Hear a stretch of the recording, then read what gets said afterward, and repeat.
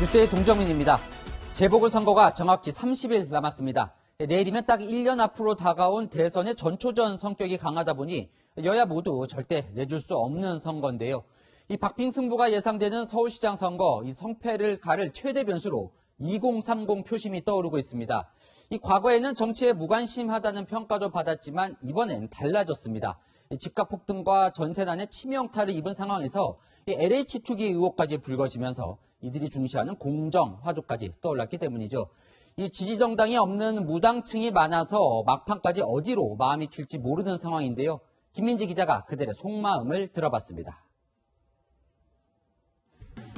네, 저는 딱히 어딜 지지한다거나 그런 건 없어요. 아직까지 정치 성향이 굳어질 정도로 뭔가 특별하게 그런 계기가 없기도 했고. 저도 마찬가지로 무당층. 특정 인물을 더 보는 것 같아요. 리얼미터가 지난주 실시한 여론조사에서 20대 이하 응답자 중 24.7%, 4명 중 1명이 지지정당이 없는 무당층이라고 밝혔습니다. 30대 응답자 중 무당층이라고 밝힌 비율도 16.1%로 다른 연령층에 비해 높았습니다. 한국갤럽 지난주 여론조사에서도 20대 이하 응답자 중 절반이 30대 응답자 중에서는 3명 중 1명꼴로 자신이 무당층이라고 답했습니다. 부동산 가격 폭등으로 내 집 마련의 꿈이 멀어지고 있는 2030 유권자들은 부동산 문제에 민감했습니다. 주거 문제가 해결돼야 하는데 하늘의 별 따기처럼 점점 더 멀어지고 있으니까. 너무 집값이 많이 올라가지고 제가 이렇게 벌어서만 사기 힘들 것 같아서 좀. 서울시장 선거의 최대 변수로 부동산을 꼽은 비율은 20대 이하 41.9%, 30대 44.2%로 다른 연령대보다 높았습니다. 2030은 LH 직원들의 투기 의혹에 대한 분노도 컸습니다. 굉장히 개인적으로는 분노감을 많이 느꼈고요. 저도 사실 집을 구하고 또 결혼도 해야 되는 입장에서 나 서울에서 못 살겠다 생각을 계속 하고 있었는데 이제 신도시에도 그렇게 투기를 했다는 의혹이 나와버리니까 이제 수도권에도 못 사는 거 아닌가라는. 한 달 앞으로 다가온 서울시장 선거에서 부동산 문제 해결에 신뢰를 줄 수 있는 후보가 당선될 가능성이 높아졌습니다. 채널A 뉴스 김민지입니다. 지난해 총선 때 큰 위력을 발휘한 건 이 사전투표입니다. 역대 최고로 치솟으면서 서울에서 사전투표 승리가 대부분 실제 승리로 이어졌는데요. 이번 선거에서도 본투표 직전 주말에 사전투표를 할 수 있어서 큰 변수가 될 것으로 보입니다. 자, 이번엔 여야 누구에게 유리할까요? 송찬욱 기자입니다. 좀 더 유동적으로 스케줄에 따라서 할 수 있으니까 그냥 빨리 끝내고 싶은 그런 본투표에는 사람이 많이 밀릴 것 같아서. 선거 당일에 투표가 어려운 경우 선거일 닷새 전부터 이틀 동안 별도의 신고 없이 투표할 수 있도록 한 게 사전투표입니다. 지난해 4월 치러진 21대 총선 사전투표 득표율을 분석해봤습니다.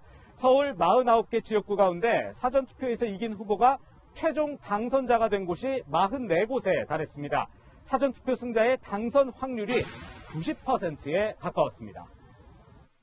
지난 총선 서울 지역에서 사전투표에선 졌지만 본투표에서 결과를 뒤집은 지역은 5곳에 불과했는데 국민의힘 후보가 당선된 곳입니다.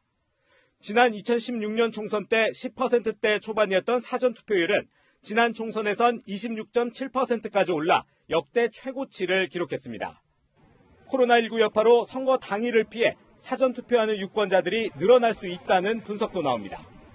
전국적인 선거의 사전투표는 전통적으로 진보 정당에게 유리하게 작용한 측면이 있습니다. 다만 보궐선거는 전국선거가 아니고 또 휴일도 아니기 때문에 전국선거하고는 조금 차이를 보일 가능성도 존재합니다. 이번 4.7 재보궐선거 사전투표는 다음 달 2일과 3일 이틀 동안 진행됩니다. 채널A 뉴스 송찬욱입니다. 보궐선거 또 하나의 변수가 생겼습니다. 윤석열 전 검찰총장인데요. 사퇴하자마자 대선 지지율에서 치고 나갔는데 특히나 서울에서 강세를 보였습니다. 스튜디오에 정한희 기자와 함께 자세히 분석해 보겠습니다. 자, 정 기자, 마침 대선도 이제 1년 남았는데요. 대선 지지율에 변화가 생겼어요. 네, 일부 기관의 여론조사 결과만 놓고 보면 대선 주자 지지율 분명 출렁이고 있습니다. 여론조사 결과 살펴보겠습니다. 윤석열 전 검찰총장이 사의를 표명한 다음 날이죠. 지난 5일 하루 동안 물어봤는데요. 윤 전 총장 32.4%로 높은 지지를 받았습니다. 24.1%의 이재명 경기지사와 14.9%의 이낙연 민주당 대표를 오차 범위 밖으로 따돌리고 1위를 기록한 겁니다. 그럼 윤 전 총장 사퇴 전과 비교하면 어떻습니까? 네, 불과 열흘 전에 실시된 여론조사를 보겠습니다. 당시만 해도요, 윤석열 검찰총장의 지지율 17.9%였습니다. 자, 그런데 윤석열 전 총장이 사퇴한 이후의 지지율 무려 14.5%포인트나 올랐습니다. 다음 여론조사 보겠습니다. 문화일보 의뢰로 지난 6일에서 7일 실시된 여론조사인데요. 윤석열 전 검찰총장 28.3%로 이재명 경기지사와 오차 범위 내 접전을 벌였습니다. 네, 한 달 앞으로 다가온 서울시장 후보 여론조사 결과도 나왔죠? 어떻습니까? 네, 지난 5일에서 6일 실시된 중앙일보 여론조사 보겠습니다. 자, 만약에 안철수 후보가 야권 단일 후보가 되면 박영선 민주당 후보를 이기는 것으로 나왔습니다. 자, 만약 오세훈 후보가 야권 단일화 후보가 되면 어떨까요? 박영선 후보와 오차 범위 내 접전을 벌였습니다. 그러니까 이제 이전과 비교를 하면 야권 후보가 상승세를 보이고 있는 거죠? 네, 맞습니다. 한 달 전 여론조사와 한번 비교해 보겠습니다. 자, 안철수 후보의 경우 한 달 전만 해도 박영선 후보와 오차 범위 내 접전이었습니다. 하지만 최근 실시된 여론조사에서는 그 격차가 오차 범위 밖으로 벌어졌습니다. 자, 그럼 오세훈 후보 한번 보겠습니다.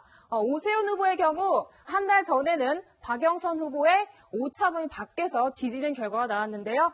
최근에는 오차 범위 내에서 접전을 보이고 있습니다. 네, 한 달 사이에 윤 전 총장의 사의 표명과 또 LH 투기 의혹이 있었는데요. 이 두 건이 야당의 상승세를 가져온 걸로 보입니다. 지금까지 채널A 뉴스 정한입니다.